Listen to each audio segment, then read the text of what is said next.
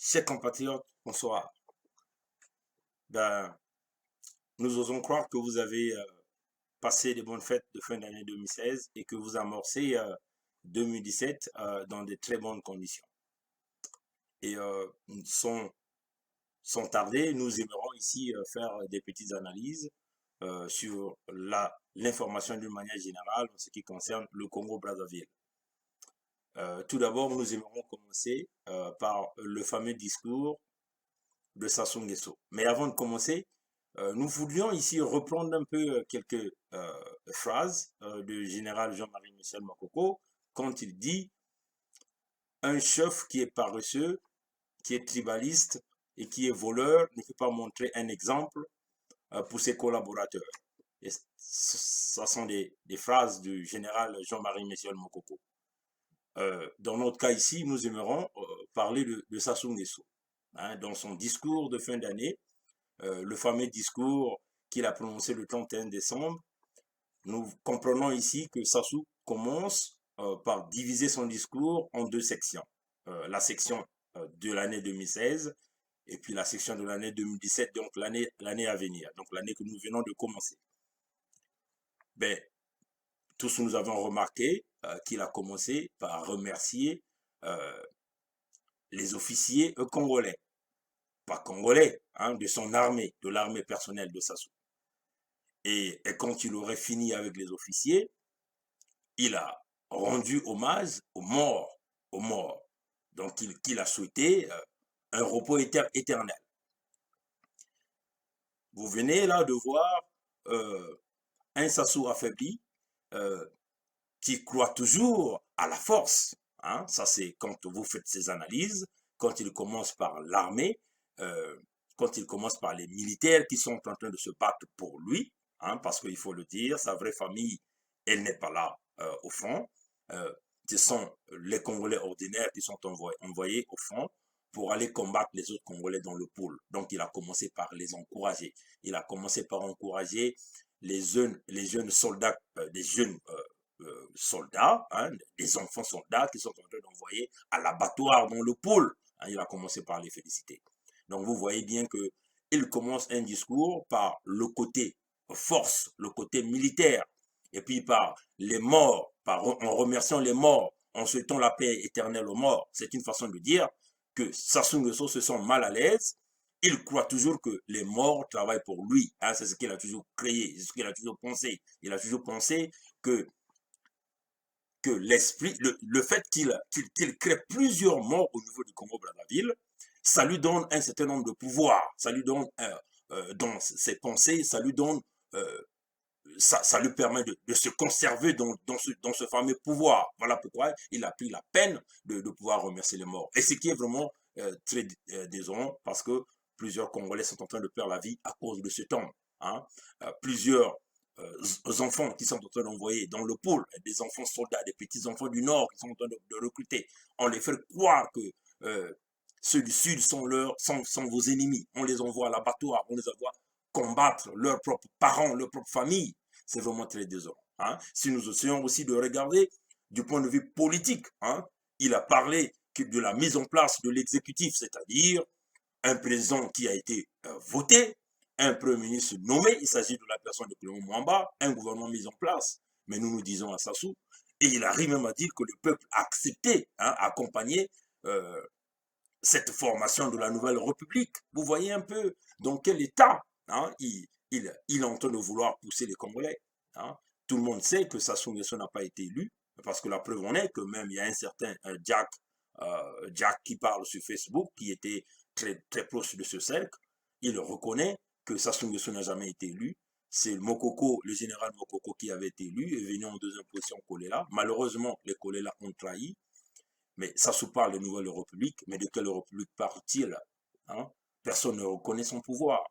8% des Congolais ne représentent pas les 92%.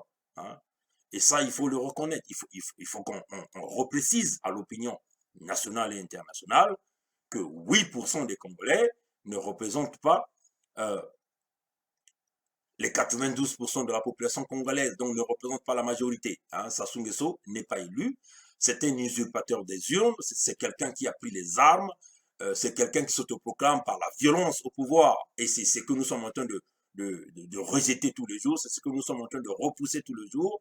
Et nous ne reconnaissons pas cet homme comme un homme d'État, hein, parce qu'il est descendu tellement bas, hein, dans sa criminalité, il est descendu tellement bas dans sa façon de penser, il est descendu tellement bas dans ses manières de réfléchir, si bien que cet homme est en train de perdre même le côté qu'on pouvait penser que c'était un ancien président du Congo. Nous allons lui le retirer. Hein.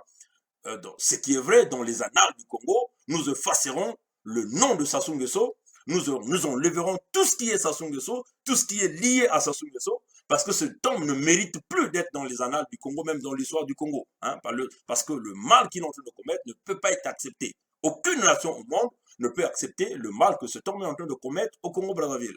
Hein. Donc, s'il a formé un gouvernement que nous considérons un gouvernement illégal, s'il a formé des institutions dont il fait état ici, pour nous les Congolais, c'est un non-lieu. Hein, c'est un non-lieu. Ça n'a jamais existé pour nous et nous ne reconnaîtrons jamais nous ne reconnaissons ces institutions parce que ça a été formé par un homme qui a usurpé, un homme qui tue son peuple, un homme qui est en train de briser le pays par le vol, le pillage, et ainsi de suite. Donc, Sassou ne peut jamais ne sera jamais reconnu comme le président du Congo. Donc, nous pensons qu'il est temps pour lui, mais non, qu'il est encore temps qu'il emballe ces choses et qu'il parte. Hein, parce que, comme vous savez, celui qui tue par l'épée périra par l'épée. Hein. Nous n'avons plus de choix que nous aussi de se préparer à mener une action de force contre ce temps. Voilà un peu du point de vue politique ce qu'il a parlé. Et il est venu avec l'économie. Hein. Il le reconnaît aujourd'hui, Sassou reconnaît l'apocalypse économique dont nous sommes en train de faire état tous les jours. Tous les jours, nous sommes en train d'assister, nous sommes en train d'insister là-dessus. Le Congo est rentré dans une phase apocalyptique économique. Toutes les entreprises ont été brisées au Congo-Brazzaville. Le nombre de chômeurs sont passés aux exponentiels. Hein. Quasiment, les compagnies qui existaient au niveau de Pointe-Noire, ça n'existe pas. Même ces fameuses compagnies créées par la famille Nguesso n'arrivent même plus à payer les salaires. Vous comprenez, chers compatriotes congolais. Et Sassou Nguesso reconnaît. Hein, autrefois, il boudait. Autrefois, il parlait que, bon, voilà, la situation économique du Congo va aller bien. Mais là, il a reconnu que le Congo est dans une phase apocalyptique. Voilà. Et puis, là encore, il vous annonce qu'il ne sera plus capable de payer les salaires en 2017. Il ne sera plus capable de payer les pensions. Il ne sera plus capable de payer les bourses des étudiants. Il ne sera plus capable de payer les dettes de l'État congolais. C'est ce qu'il venait d'annoncer. Parce qu'il a dit que l'année 2017 sera plus rude que l'année 2016. Vous comprenez, ces compatriotes? Donc, vous voyez que c'est un homme qui vous dit déjà que, écoutez, moi, je ne peux plus payer les salaires, mais si vous boudez, moi, je vais mettre la répression. Je ne peux plus payer les bourses, les retraités, et si vous boudez, moi, je vais vous mater par la répression. Donc, c'est un homme que nous pensons que c'était un véritable incapable et qu'il est temps de pouvoir faire chuter cet homme par tous les moyens, chers compatriotes, par tous les moyens. Parce que nous avons vu, la plupart des chefs d'État ont essayé de rassurer leur peuple. Hein. Nous voyons, par exemple, le Sénégal a annoncé la réduction de 10% sur le prix de l'électricité. Vous voyez? Au Canada, le Premier ministre Trudeau a parlé des investissements qui feront que beaucoup de Canadiens trouveront d'emploi. Au Congo, vous avez un homme, soi-disant chef d'État, qui annonce l'apocalypse, qui annonce une crise, qui annonce la destruction, le déluge du Congo-Brazzaville. Vous comprenez, chers compatriotes? C'est une façon de vous dire que même les entreprises qui sont en train d'exister aujourd'hui, dans les 3 mois qui vont suivre, ces entreprises-là seront faillites. Donc Sassou annonce la faillite du Congo. Alors, un homme comme ça n'est plus capable. Donc s'il n'arrive pas à démissionner, il faut bien qu'il y ait un Congolais qui arrive à le pousser à la sortie. Hein. Et notamment, c'est ce que nous sommes en train de faire, notre travail de la diaspora, de sensibiliser l'opinion nationale et l'opinion internationale que cet homme n'est plus capable. Hein. Il n'est plus capable. Cet homme n'est plus capable et qu'il est temps qu'il lâche le Congo aux hommes qui vont conduire le Congo vers l'émergence, parce que Sassou n'est jamais un homme émergent. Quasiment pas. Il est venu avec plusieurs plans. Il a échoué sur tous les plans de développement pour le Congo-Brazzaville. Il a eu un boom économique entre 2008 et 2014. Ils ont tout volé, cet argent-là. Tout ce qu'ils ont fait, c'est voler. Les preuves sont là, les Panama Papers en parlent. Vous comprenez? Et là encore, des procédés bien mal acquis en France sont en train de parler de ça. Vous comprenez, chers compatriotes? Donc, il est temps pour nous de comprendre que cet homme n'est plus capable et qu'il doit partir. Maintenant, s'il n'arrive pas à partir, eh bien, nous allons lui montrer la porte. Voilà. Et ce qui est quand même bizarre, Sassou Nguesso parle que voilà, 2017 sera une année de vérité. Hein? Une année de rigueur et d'ampleur. Mais nous disons de quelle rigueur part-il? Il est resté 32 au pouvoir, nous connaissons. Tout ce qu'ils savent, c'est voler. Tout ce qu'ils savent, c'est piller. Tout ce qu'ils savent, c'est tuer.